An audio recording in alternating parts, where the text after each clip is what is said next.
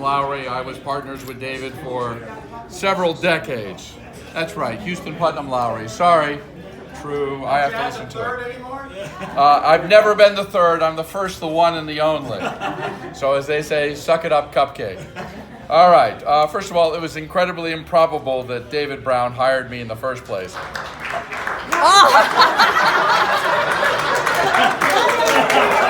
they know you. Thank you. There you go. Now we're done. All right. I shared none of his traditional vices. I didn't drink. I didn't gamble. I didn't smoke. He always said, don't trust anyone who doesn't drink. And so I said, David, I don't drink. And he said, we'll get you there. Apparently not yet.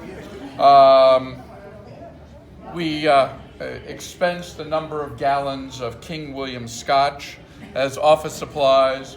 Luckily, we never got... and I was the accountant.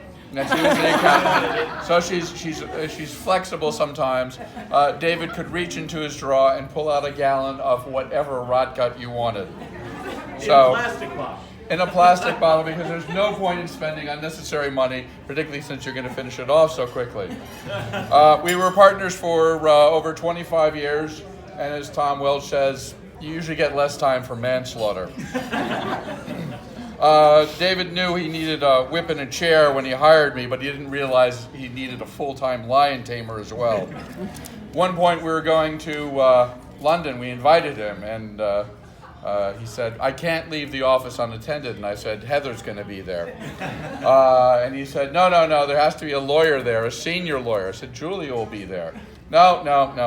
I can't go and leave the office unattended even for a day. So I said, that lets you know how dedicated he was to the office and how hard it was to get him out.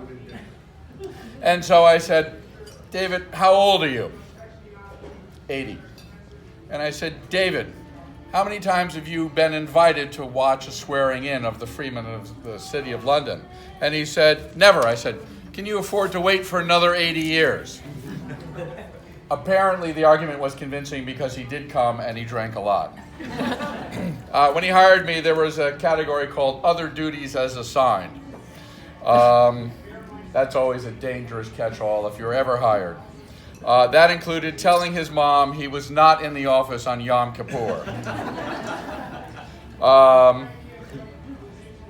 David was, needless to say, crusty, but he could be happy. Our law firm certainly punched above its weight nationally. Although I did have one thing that very few people have had. Within the first 30 days of my employment, I managed to tell him that he was wrong, and a manumitted slave is not a slave, they're a freed slave. So he said associates are not manumitted slaves. He did want a pact from Tom and I that we weren't going to have children. Both of us have, in fact, actually carried out that pact. I dedicated my book to David, and David, as you know, was very gruff, and so I signed it, handed it to him, and he looked down and said, oh, very nice. And then all of a sudden he realized it was not a handwritten inscription, it was a printed inscription. It's the only time I've ever seen him do a double take. He worried about Tom and me, probably worried about me more because I may be the otter duck.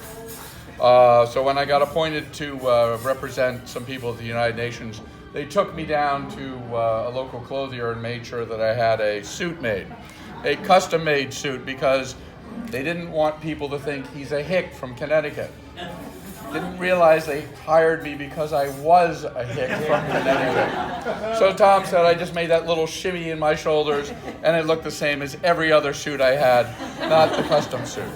Look at Tom. David was physically tough. Really tough. You really have no idea. After open heart surgery, he didn't go home. He came to the office and felt much better. He's the only person I know that said, do the open heart surgery and the pulmonary surgery at the same time. So I said, David, what are they going to do? Hold you by the ankle and rotate you when they're done with the first side? He was quite good at sleight of hand. He always practiced throwing cards up and making them disappear during our strategy discussions. But there was a small problem because he forgot that he's so good at this.